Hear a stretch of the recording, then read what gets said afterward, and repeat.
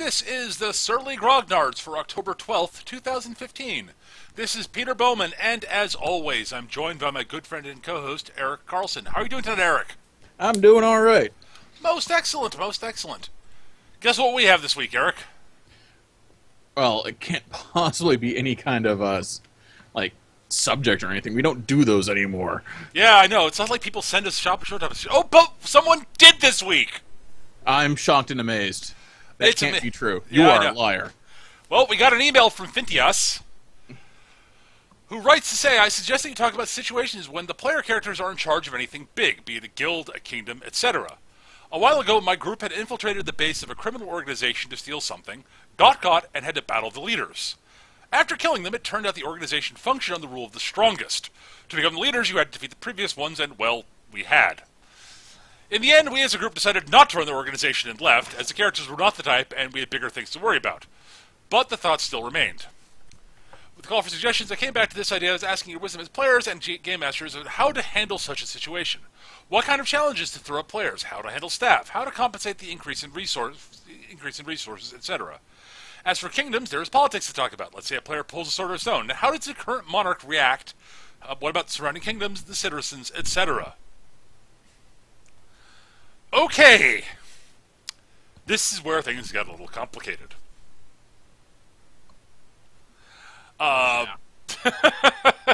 It's an excellent question, honestly. And there is no really correct answer. Unsurprisingly. Because different groups will handle things in different ways. And different game masters will be more interested in handling it in different ways also. It depends on the game master's level of interest in dealing with the bureaucratic stuff, basically, I think. And the player's interest in that also. Actually, there's a good example of something along these lines. Eric. Yes. If the you remember game. Yeah, that's where I was going. That was actually the first thing I thought. I figured it would be.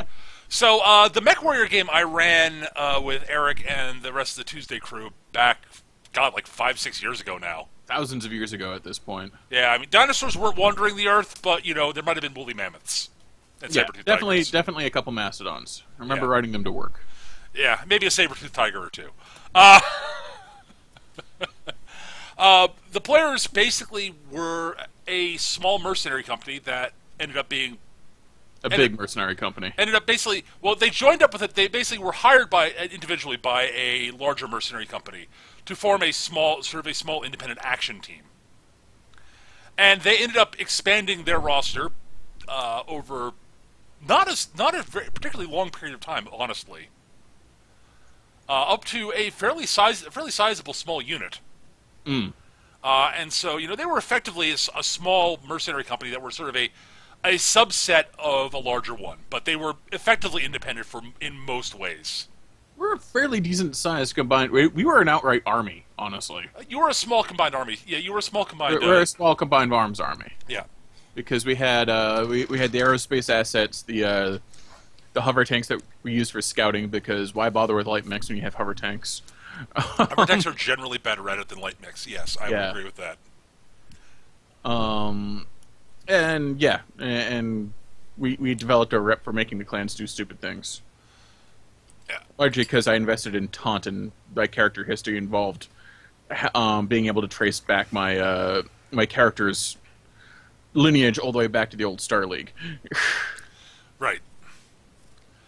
But, so, the group in question was, effectively, they were running their own small mercenary company. You had to make decisions on what types of jobs to take, how much to pay people, the keeping track of maintenance, and shit, which direction to expand, and somehow I ended up being in charge of all this. I was astonished by that, but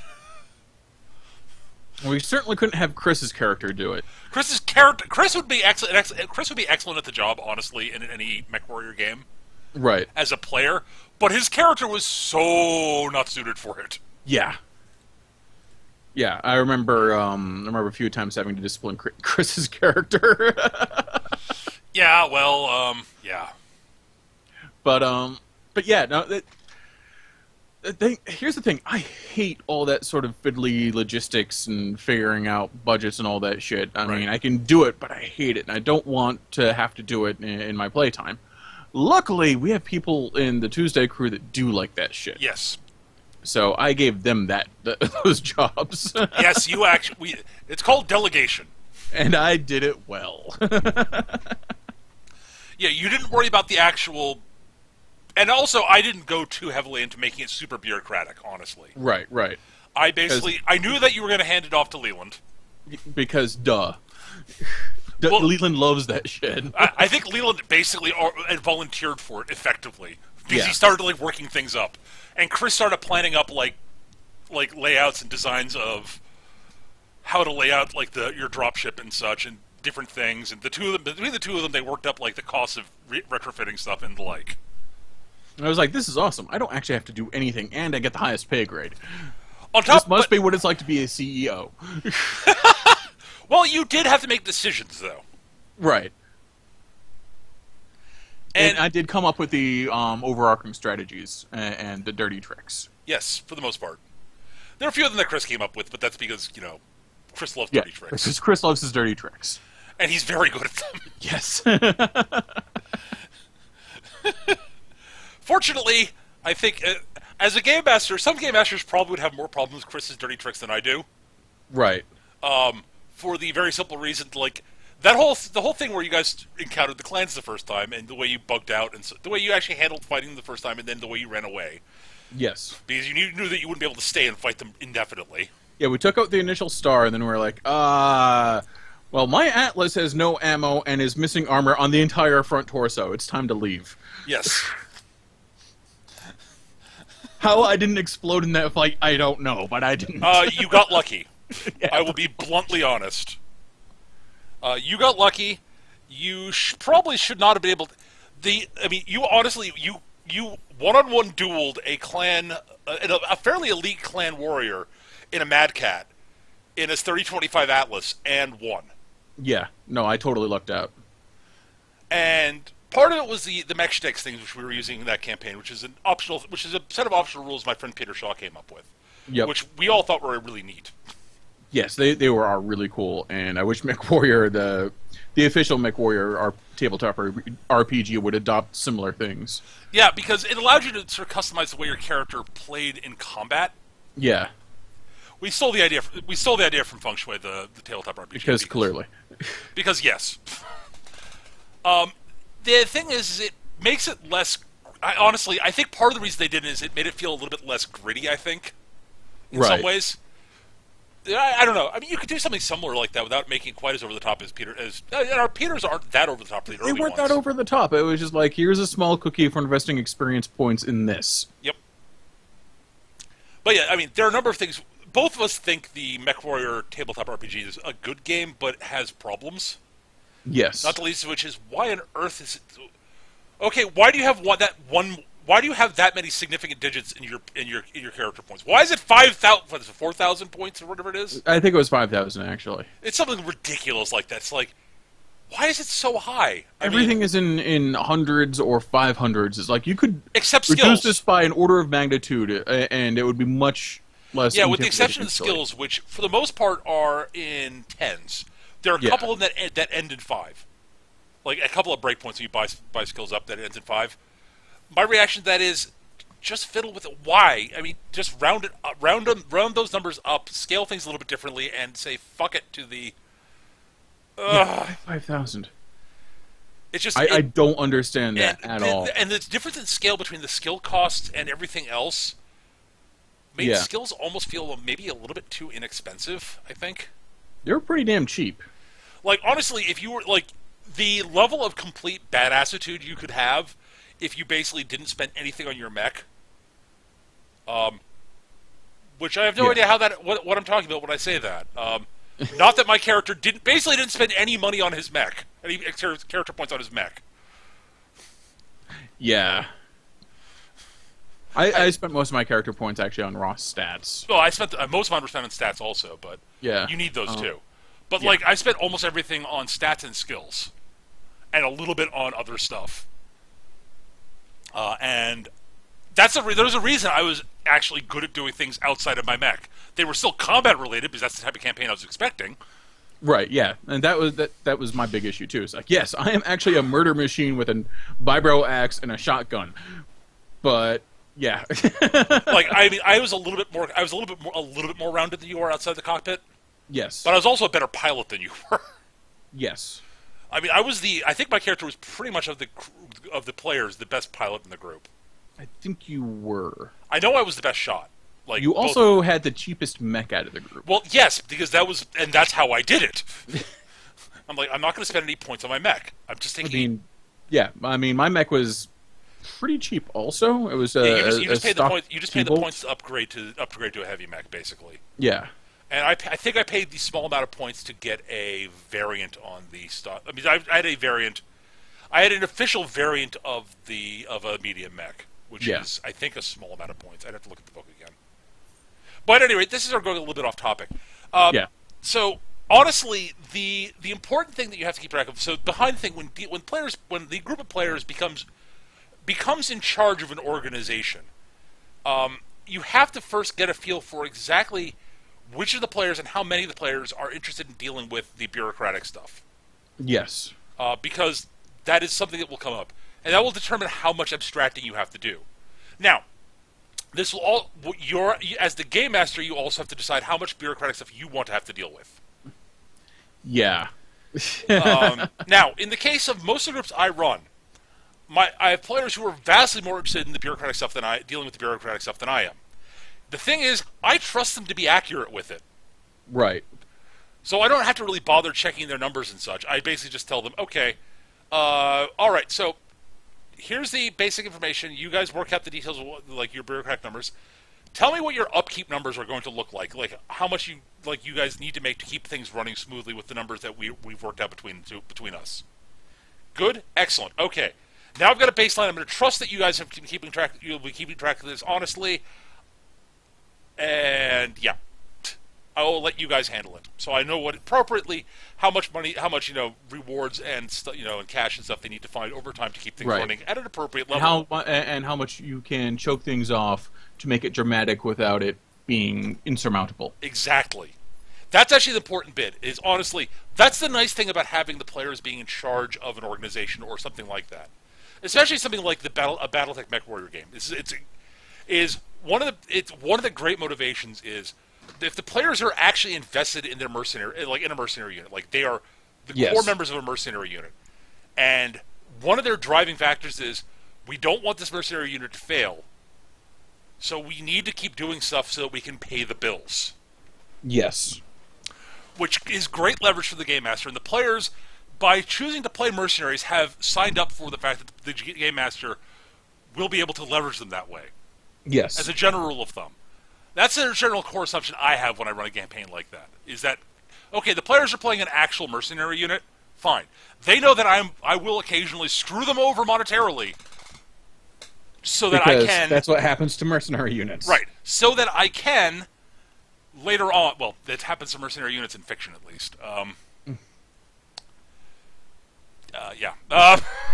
Well, we're talking about our role-playing games. Yes. We're dealing almost exclusively in fiction here. Yes, exactly. But we're talking about But yeah, so I have I have the option to basically, okay, you guys have been running lean for a while. You haven't had enough jobs to pay the bills properly. Your reserves are beginning to run low, and a job comes up with good payment. How much of the horse's mouth are you going to look into it at this point, guys? Okay. And maybe it'll be bad. Maybe it'll be bad. Maybe it'll be okay. You'll find out. But it might be. It means that I can occasionally throw jobs that the players won't, so they won't be able to quite cherry pick quite as much. Mm. It's a good excuse for, okay, guys, here's the adventure I've written up. You're going to do it. You're going to do it because I haven't had time to write up other options. Deal. Which is a perfectly legitimate reason to do an adventure, honestly. Yep. But I mean, it also means that you can create some certain sort of dramatic tension. Like the players can't use they're running low on resources, so they're less inclined to use all the resources they have at their disposal because it'll tap out their reserves too much. Right, and then what do they do? If their Hail Mary fails, what do they do? Right. So force them to be creative sometimes. which is good. Yes. The other important thing, though, that you have to keep, I think that you do have to keep in mind, is if the players are running an organization, you are, as a game master, you have to come up with a few reliable NPCs that are either within the organization or steady contacts with the organization. Yeah. Just to make things feel more realistic and Make things feel bigger. Exactly. That's it. Bigger, make the players more invested because these are characters they interact with on a regular basis. For instance, back to the MechWarrior game. I didn't do this so much with the Iron Kingdoms game. I was running with you guys. We never really got big. We never hired out to and other stuff. That we were was pretty, something I was thinking about doing at some point, but I never got around to doing that. That was happening with the Iron Kingdoms game I was running, and that was a big part of my stall out. Was I don't want to do this, but clearly Chris and Leland really want to expand, and I'm not comfortable expanding. Right. I don't want to do this. Yeah, that's the sort of thing I'm much more comfortable with as a game master than you are. Yeah, it's no, I just want to deal with you guys. I don't want to have I'll give you some support NPCs, but that's all I'm giving you. Here, you've got a cook, a mechanic, and a couple riverboat gobbers. There, you're done. But I want to hire some troll scattergunners. No. But it'd be awesome to have them. There's no reason we shouldn't be able to do it. Except that I don't want to deal with it. And see, that is the valid answer for it, as far as I'm concerned. But yeah, it's definitely one of those things that it's sort of tricky to keep in mind. But with the MechWarrior game, I definitely had some NPCs in the group that were sort of standard members of the group and such. Yep.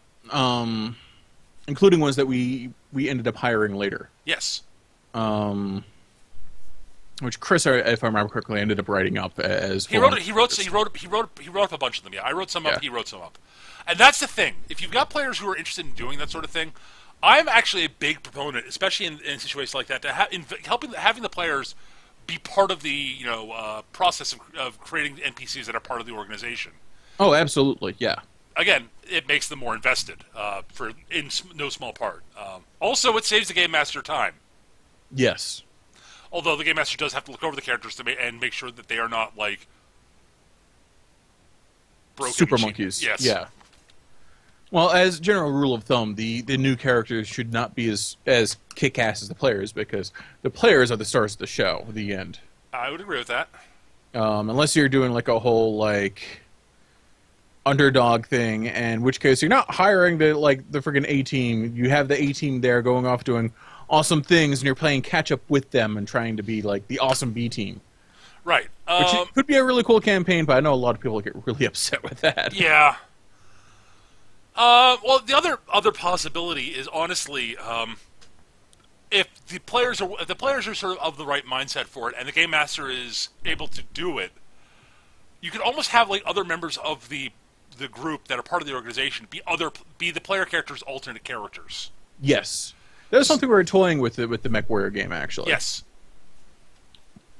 and something that I think would be kind of interesting in and do a below decks kind of episode every once in a while. Yes. Yeah, that was something we were toying with, but we never did with the MechWarrior game. That game petered out, unfortunately. The game pretty much just sort of parted mostly out. It was, oh god, I've been running this game for how long now? My brain, no, I can't do MechWarrior anymore. No. Yeah, and our mechs were at that point where how much clan tech can we cram into an inner sphere mech? Quite a lot, it turns out. Yeah, my Atlas was just this giant pile of clan tech late weapons. It was just I put a Gauss rifle in there and a dozen SRM Streak 6s, and because they're light and cheap. It wasn't a dozen, but yeah. Yeah, it was a lot. It was too many, honestly. Yes, your mech was really overbuilt. Yeah. Well, most of the mechs were in that game, and that's fine. Yeah. I mean, it's not something that was unhandleable. It was just right. It was. I You guys remember were a Chris's bit. mech was actually actively overbuilt. He it started out with no spare slots. Yeah.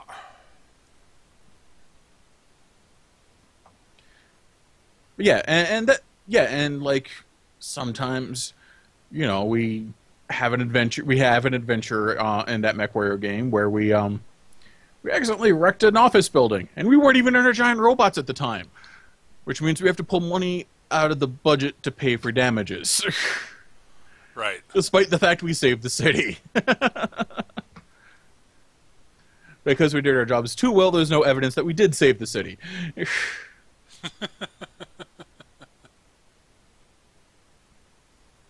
believe that was the one where I ended up punishing Chris's character to have her like move armor plates by hand for a week because she drove a car through the lobby and then up the stairs. I was like, why would you do that? Do you know how much it's going to cost us? That was amusing. Yeah, you guys ended up not hanging around at Tharkat as long as you originally were planning on. Well, we kept on blowing up his office buildings. I have no idea what you're talking about. It's not like there were people after you. There were people after you. You guys did make some enemies. Well, yeah. Any successful RPG is going to involve us making enemies. I did really enjoy playing the Major, though. He was lots of fun. Yeah, well, he was an interesting, well-developed character.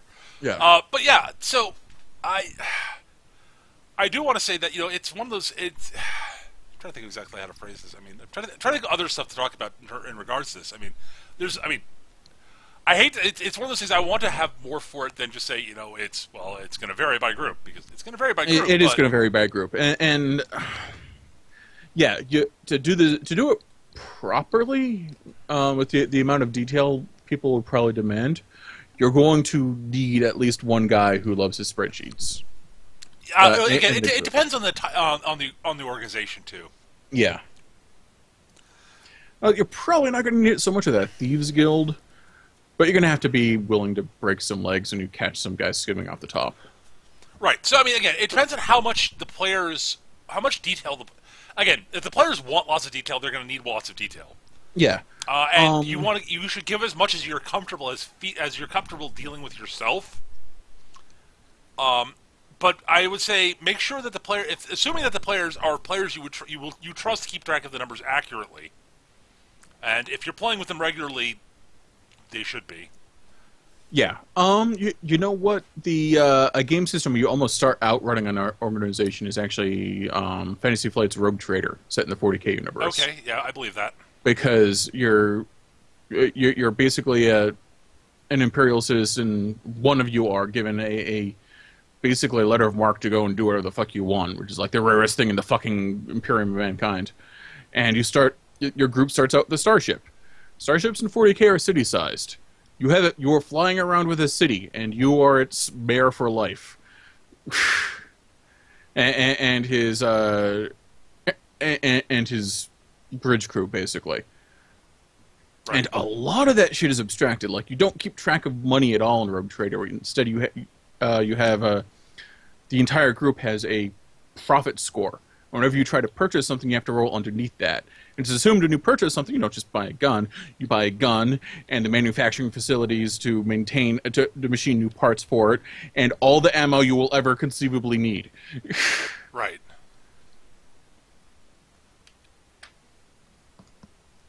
Huh.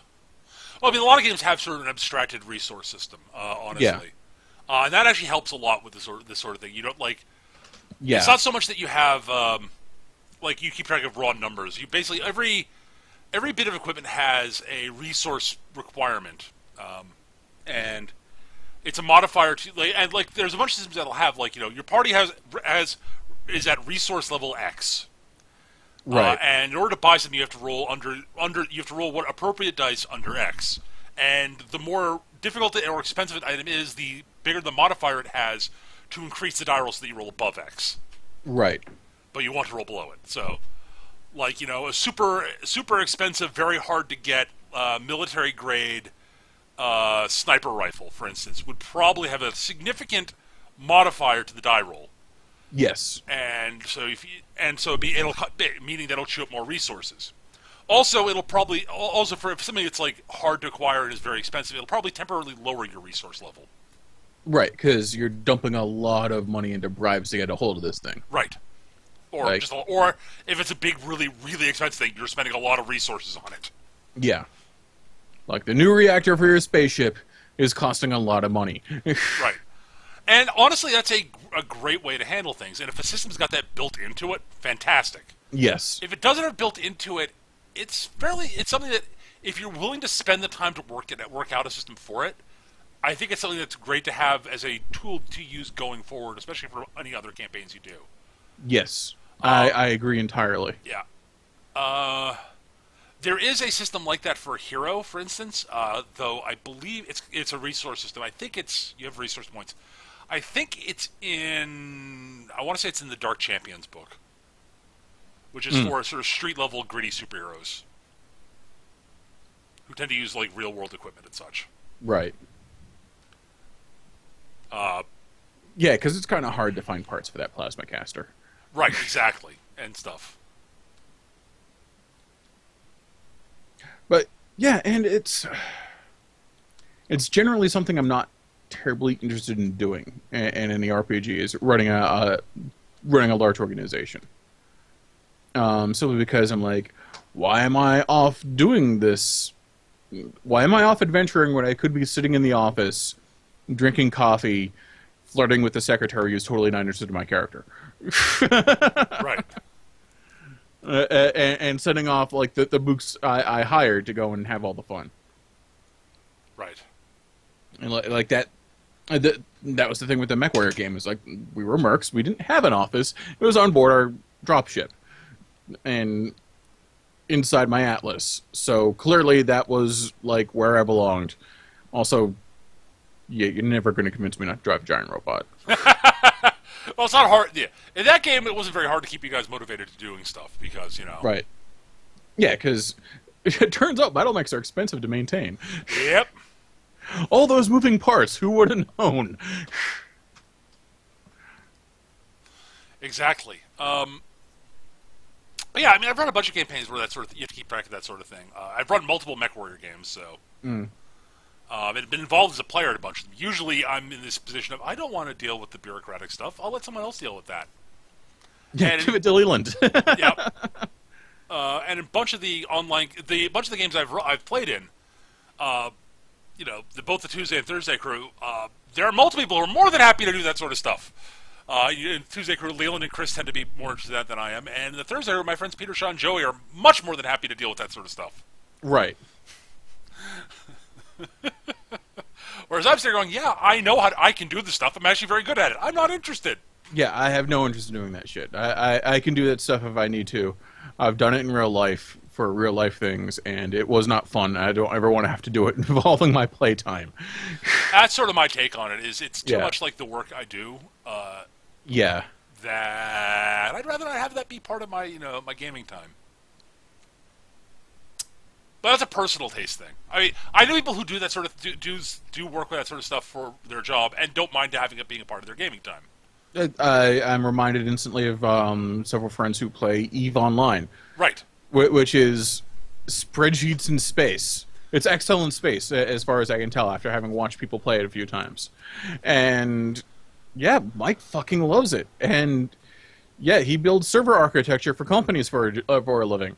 So he deals with Excel on Earth. So, and if they enjoy it, they enjoy it. Great. Everybody has different tastes. I mean, I've said this. How many times have I said that on this show? So many times. And I've usually said that people that have tastes different than me are wrong and immoral. Usually in a joking tone. Yeah, I'd say that's generally true. So yeah, if you like these things, you are wrong and immoral. Joking tone. But yeah, it's... And it can be fun running on these big organizations. Like, I really enjoyed the MechWarrior game. And actually being in charge. Which is unusual for me. I usually avoid that position like the fucking plague. But yeah, and it can... If you've never done it, you should do it at least once. You should, if only to have the experience under your belt in a game, because it can be fun. It can also be really sucky. Yeah. Again, a lot of that comes down to who you're playing with, who the game master is, how well the various parties handle their roles, like in any organization. Yep. Yep. And Yep. yes, Yeah. So, yeah. Trying to think of other things that we can, like, other ways to keep things going in a game like that. I mean, and again, from there, you have to start thinking about who else, like, what sorts of things the players are going to be doing as part of an organization. yeah, That's going to change up the sorts of games that you tend to run. yeah. That Like if the players have become the leaders of a thieves guild. they're no longer like doing B&Es on for like chump change. Like, yeah, one thing to do with the Thieves Guild is actually go from like traditional like high fantasy, maybe with like some like B&E cat burglar stuff, and switching it to like a mob war, turn it into a mafia movie, Oh, absolutely. and that could be really cool too. Like, suddenly you're involved in a turf war with a rival guild, or maybe not even a guild, maybe some sort of horrible cult posing as a rival thieves guild. Absolutely. Because Yeah. that would be awesome. Or maybe it turns out you've got the horrible cult inside your guild, and now you have to conduct a purge, but you're not sure who you can trust anymore. Right. And there, or you have to deal with the government sometimes. Yeah. Your thieves get like, oh God, the government's decided to crack down on the thieves guild. How are we going to handle this? Oh crap, they've got an Elliot Ness type. We can't just bribe him away. What do we do? Right. Fuck. Okay, make sure we've paid all our taxes. I'm not going down like Capone. Make sure we paid our taxes.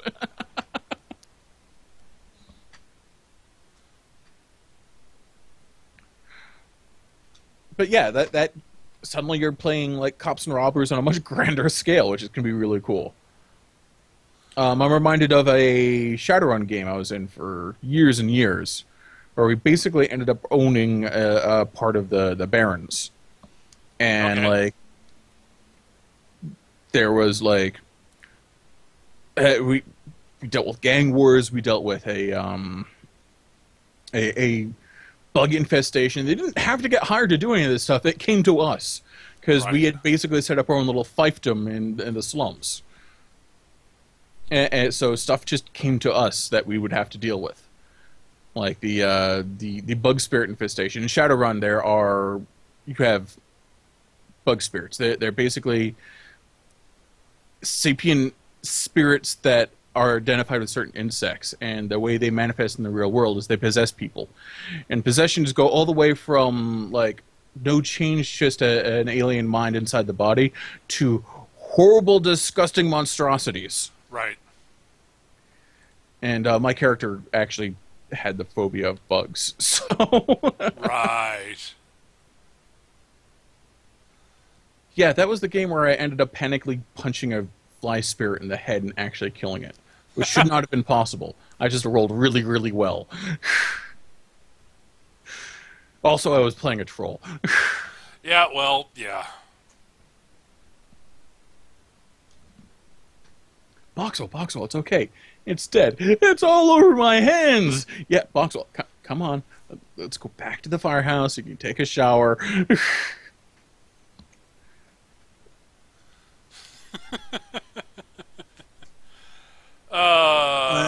Yeah, but another thing was we had to deal with in the Shadowrun game, we had to deal with a power play from within our own organization. Right. We had gone off on an actual job for a few weeks and come back to find that someone had tried to like usurp our position. Ah. We had to deal with that, and yeah, we busted some caps, and a building got burned down because, of course, a building got burned down. We're talking about a group I'm involved in. But yeah, and that was like another like succession storyline where we had to deal with this like coup from within. And so I decided Matt was an insane and megalomaniac Matt's character is an insane megalomaniac, and the whole fiefdom thing was a bad idea.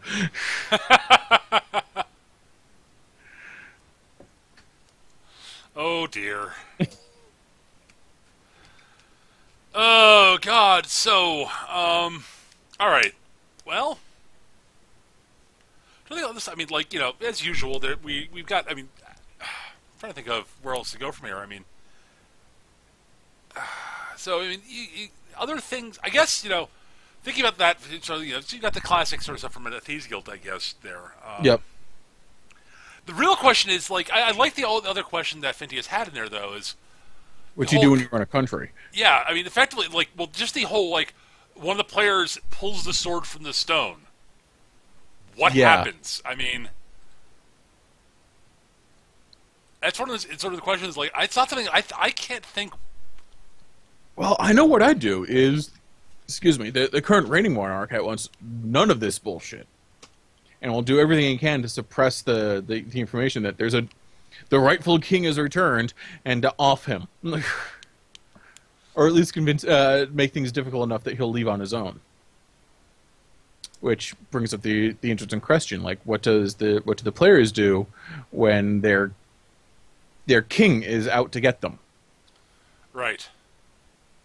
And you've got people coming to him coming to the guy who pulled the sword, but to swear fealty to the one true king. And how interested is he in this? Does he want to claim his rightful place as king, or does he just want to fuck off? If he tries to fuck off, how much does stuff happen with, regardless of what he intends? Inaction has consequences too. Absolutely, absolutely. Yeah. So I mean, running a country. I see. That's the thing is, I'm not sure how often I'd actually end up putting the players into that situation. Now I'm thinking about it. It's like, but it's definitely one of those things. That sort of, it's interesting. It's an interesting thought exercise. Yeah. At a minimum. Like, I'm not sure how much I'd want to actually run a game where the players run a country. But put them in a situation where one of them might be the rightful ruler of a country and the current ruler is, wants no part. Yeah. Well, has no desire to lose their current position of power, shall we say. Right. And, like, how much agency does a player have, even if he thinks he has all the agency? How is he being maneuvered as a pawn by rebellious nobles? Like, this is all shit that's going to happen. Like, oh, yeah, sure, absolutely. And I know I'd throw that at them. Well, yeah. Like, I mean, like, at least enough at them to make them think, okay, are we being manipulated, or is this legit? Wait a minute, are we the good guys? Right. Hans, I've got a question. Yeah, have you noticed that we've got skulls on our hats? Well, yes, Fritz. Well, good guys usually don't have skulls on their hats. I think we might be the bad guys. Yeah. Well, I mean, there's also the other thought, sort of like it's one of those things that you can almost envision happening in the game is the whole sort of arc of Carrot and Veterinary and Discworld. Yes. Because Carrot is the rightful heir and wants no part of it, and is the king. He's he is rightfully the king of Ankh-Morpork. And Veterinary is he's not an usurper or anything like that, because the people who threw the kings out are well, the descendant of one of them is running. Veterinari's not an idiot. Well, no, the he descendant. took one look at that throne and said, "Nope, I'm going to get a nice chair next to it." Well, the important thing, like Veterinary runs the city. Is the thing. I mean, he's the patrician. Right. He runs things. He has never tried to claim the position of king, and no one who's claimed the title patrician has done so, because they all know that the royal the big thing is that but none of them were involved in overthrowing the king, the last king. Right. The descendant of that person actually is in the city watch. It turns out, and it's not Carrot. It's Carrot's boss, Oh, okay. Sam Vimes. I was unaware Vimes was part of the usurper's bloodline. He's the one who cut the guy's head off. Oh, that's right. His ancestor was the one who beheaded the last king. The last person. That's right. I remember that now. Yeah. He's constantly making comments like, "Yeah, your family kills one king, and you're listed as regicides for the rest of eternity." Well, he was a jerk at the time. I just love that you kill one king. I miss Terry Pratchett. Oh God, but yeah, built that cathedral. Do they call me Chris the Cathedral Builder? No.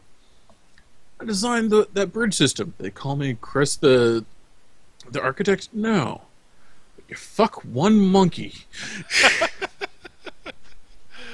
Oh God, but so that situation is really interesting because Carrot is firmly of the opinion that he doesn't the city doesn't need a king. Right. Veterinary is doing fine for generations without one. Well, it's not even just that; it's doing better than it ever has because Veterinary is really good at what he does. Exactly, Veterinary is good at his job. And Carrot has eventually figured out that I'm technically the rightful king of Ankh-Morpork. It's been pointed out to me. The city actually right now is running fine, and Veterinary knows if I want to, I can take the throne. But I'm okay with him as the leader because I respect him, and he knows that. Right. Which means I still have leverage. So I can ask him to do things, and as long as he doesn't think they're a bad idea, he'll probably do them. Right. Because there's nothing in it for him to cross me, because he knows that I can make things more difficult. He knows I won't, because for the most part... Because Carrot's a goddamn Superman, is what it is. Well, Carrot, yeah, he's got a lot of the same attitudes. Carrot cares about the city and the people he cares about.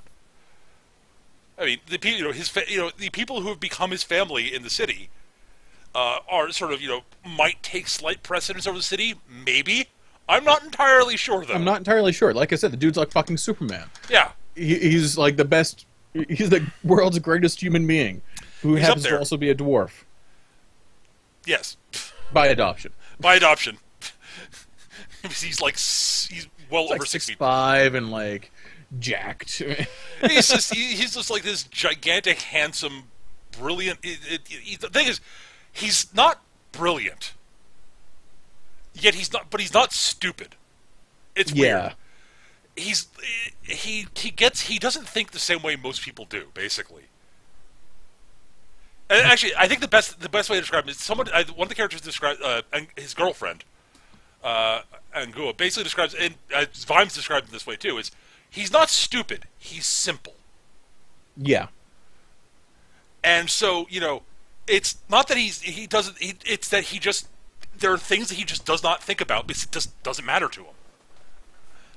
And it's like there are elements that it's not worth putting into the equation. Right. It's not worth actually dealing with. Like, proper spelling, for instance.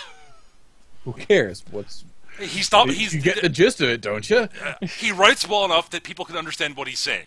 And he does try. But it's not one of those things that, proper punctuation, too. It's like, he's like, I should actually have proper punctuation here. I guess I'll throw a comma in there. People like commas in places, right? Commas go just random places, right? But the thing is, that's the way historically it turns out that's the way a lot of people wrote. If they weren't, part of the clergy. Yeah, commas look fancy. Every other word's getting a comma. You write things the way you think they should be written. Right.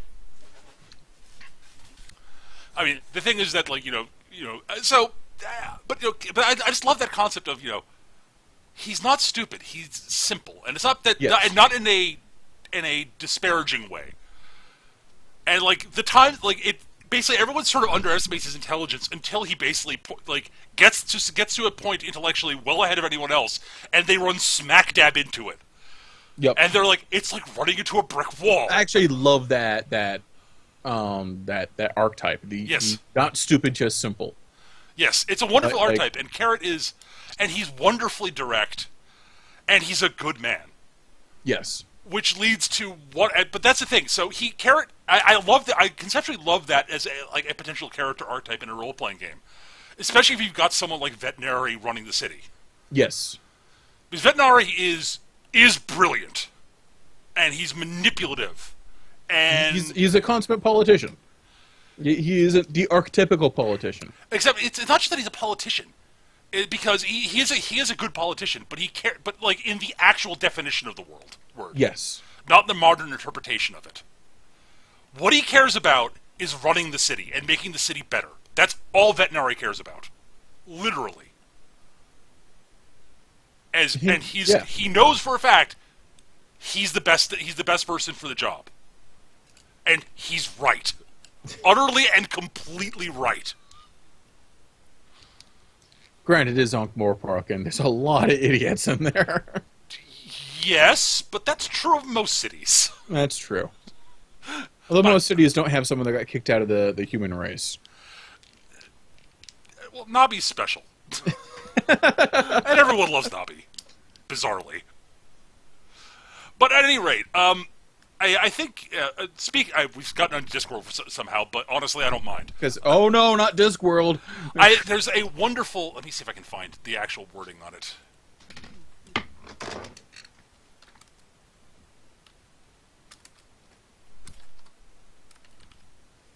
There we go. See if I can find this particular quote. There's a great Samuel Vimes quote, which I absolutely adore. If I can find it. Yeah, well, there's the classic, as the Carrot quote is actually, Colin thought Carrot was simple. Carrot often struck people as simple, and he was. Where people went wrong was thinking that simple meant the same thing as stupid. Which is one of my absolute favorite, But let's see, if I can find the actual quote.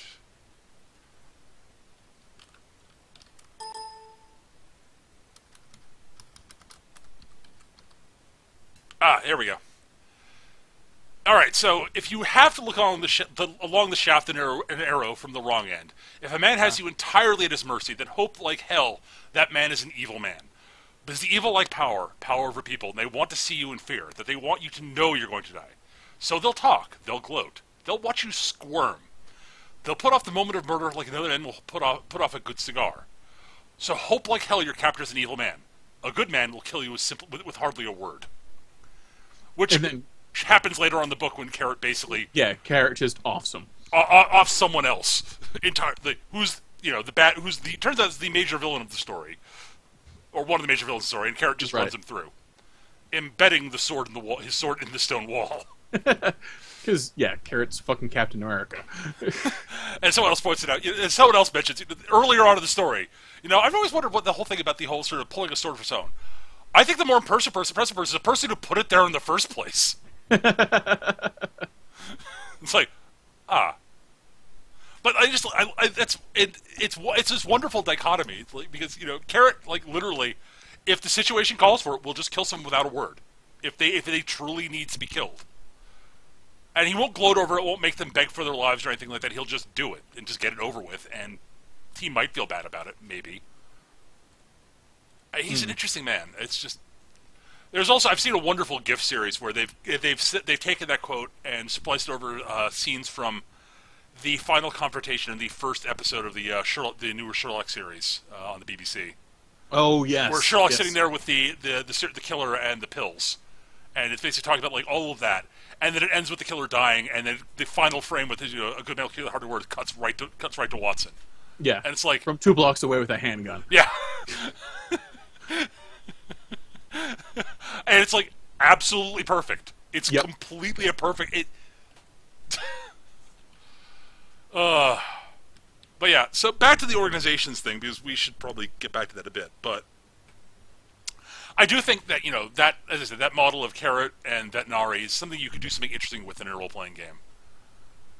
Especially if you can establish the Veterinary as a character you can play as an NPC. So he actually shows up and like is someone that the players all respect and don't want to remove from power, because they know being at power isn't really fun as a player character.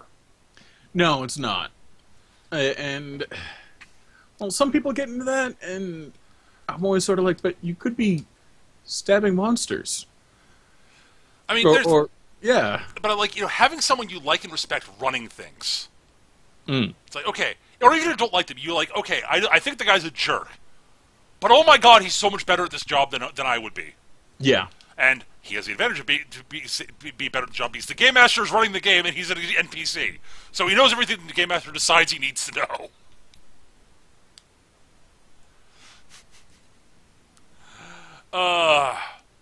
But yeah, so I think establishing a character like that means that the players, like, even if the ruler is not someone the players always agree with, they're and so it means can occasionally have moments of tension between the players and the so the players have someone to so the game master has this is source for potential conflict when the players disagree with what the guy's doing, even if usually Right. the guy's right, even if they don't like his methods. Like, yeah, his end goals are right. God damn it. We might even if they decide to oppose him, they know he'll. You have to make sure they know he'll treat them fairly if they do feel like they have to oppose him, and also that he's not likely to just have them killed because that means they'll have to depose him, and that could make things more complicated than anybody wants. But yeah, if the players are interested in running a city, I guess you can do that. But it's like, again, that means that the game stops. It means if you basically have to be running sort of a political game, and if that's what you want, if you and the players are interested in doing that, that's a great way to do it, honestly. Mm. And it's especially true if the players, like, some of the source of conflict will probably at that point be between the players, honestly, because only one of them can really technically be in charge. I guess you could technically have an oligarchy. Yeah. I just don't know Or how well that'll council? actually. Yeah. I have no idea how well that'll actually work out. So yeah, I mean, or someone will very likely have to nominally be in charge at least. I don't know. Well, yeah, someone's got to be in charge, sort of. I mean, if they really are just, like, sitting on a throne diddling themselves while the Grand Vizier goes and does his thing. Yeah. Which, quite frankly, is sort of a goal for me to set for my life. Like, seriously, if I can have a Grand Vizier doing all the shit for me, I just sit in the throne and roll in tax money like a rich duck, and I'm all set. I go swimming in my money tower. I hate to say it, but swimming in money probably isn't that actually that pleasant a sensation. Yeah. I mean, either it's metal and it's going to hurt a lot, or it's going to be paper money and you'll be covered in paper cuts by the end. That's why you wear a scuba suit. I guess. Also, paper's heavy, so if you get Yeah. too deep, you'll be crushed. Well, that's true of water, too. Yeah.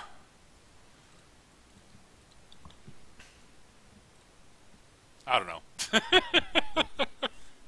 But yeah, I think that there's a lot of different ways you can handle having the players be in charge of an organization, and a lot of them open up different sorts of games. Like I said, like, running a city means it's going to be a political game. I mean, Yeah, absolutely. And there's no way around that. and honestly, that can be a lot of fun, and you can do a lot of really interesting things with that. And most running organization will have some element of that to it, but a mercenary game will be less political usually than running a Usually. city or running a thieves guild. Doesn't mean that there won't be political stuff happening. Right, because or it doesn't mean there can't be political stuff happening, really. And I don't know. It's one of those things. It's like, I don't know. There are a lot of different ways you can handle it. Well, I remember in the MechWarrior game Chris ran, where our mercenary group did get involved in a political struggle out in Yeah. out on the rim. And we're like, well, we're hired by this guy, so we're just gonna do our job. So we're just gonna park our mechs on top of the fine until his guys get here. And then I guess I'll lead our mechs in anime theme song dances because my character was an otaku. And it really confused the bad guys. Actually, it was merely just me and Hannah, because Hannah's character is Japanese, and she understood what the hell I was trying to do. Everyone else was shaking their heads. Yeah. So what? Okay. Was that Thunderbolt and Black Knight dancing like that? I didn't know you could make them dance like that. You really can't. But yeah, We could, because we had powers. yeah.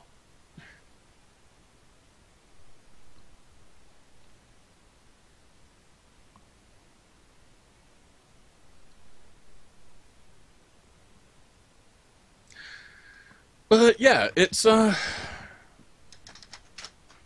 yeah, running an organization isn't really my thing, Right. but it can be fun and it can be enjoyable, and yeah, and totally give it a shot if you want. Like, Oh yeah. just be prepared for headaches and possibly getting it wrong, because first time you try anything, you're gonna get shit wrong. It's kind of how you'll learn. Yeah, absolutely. Definitely something worth experimenting with at some point. I would definitely agree with that. But as I said earlier, be sure to talk with your players about the level of bureaucratic stuff they're willing to deal with. Like, how much record keeping How much they're willing to bookkeeping do. do they want to deal with? Yeah, because that'll vary wildly by group. And by player. Yes. But you don't need the whole group to be interested in doing it. You just need one or two players. Yeah. Dude, I don't even like too much bookkeeping in my friggin' tabletop war games.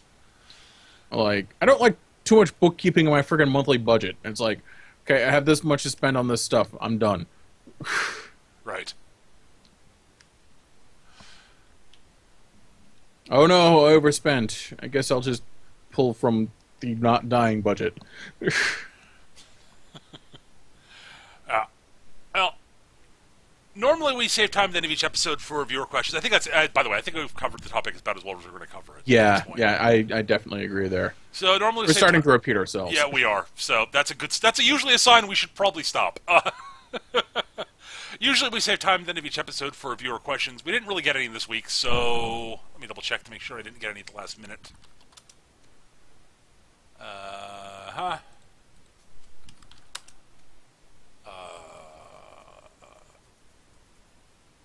Okay. Well, apparently that's okay. The forums are not working at the moment. Whatever. So if we had any viewer questions in the forum, sorry, I can't access them We'll right catch now. one next week. We'll save them for next week. But normally save time at each episode for viewer questions. We didn't really have any this week, as near as I can tell. So we're not doing it this week, and we ran a bit long anyways. Well, we haven't run long yet, but if we had questions, we're going to. Right. So anyway, but if you do have questions you'd like answered in the show, or you've got show topic suggestions, or you've got feedback for us, ways we can make the show better, things we're doing wrong, etc., let us know. Our email address is surlygrognards@yahoo.com, surlygrognards@yahoo.com. Or you can hit us up on our forums, which you can find at mechagm.forumer.com. I swear to God that it should be working at some point. Work, damn you. Yeah.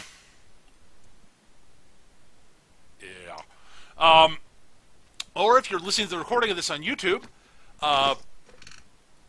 then you can just post it in the comment section there. I do try to upload the episodes of Grognards every week onto YouTube. My YouTube channel is youtube.com/mechagm, in case you're listening to this on Hitbox or if you're listening to this on Hitbox. We record the show every Monday night at 7 p.m. Eastern here on hitbox.tv/mecha-gm. Though we're going to be moving to Tuesdays in the near future, I believe. Yes, next week, I think. Okay, next week we'll be recording on Tuesday. So starting next week, we'll be on Tuesdays, not Mondays. So we'll be recording on Tuesday nights at 7 p.m. Eastern here on hitbox.tv/mechagm with a hyphen between the A and the GM at the end there. So it's mecha-gm. And I tweet out when the show's going to go live, and when I start streaming. My Twitter handle is @mechagm, so keep an eye on that if you want to know when the show's about to go live. Other than that, I think that's going to do it for this week. Thank you. Thank you so much for watching, everybody. I hope you all had a good time. Hope you found some useful information in here, or at least found it entertaining. We'll be back next week with something. I don't know. We'll figure it out. We'll either figure out a topic, We'll figure something out, or we'll talk about nothing for an hour. Yeah. We're good at that. Thank you guys so much, and we'll see you guys next week. Take care, guys. Until we see you next, be happy, be safe, keep on gaming, everybody. Bye, humans.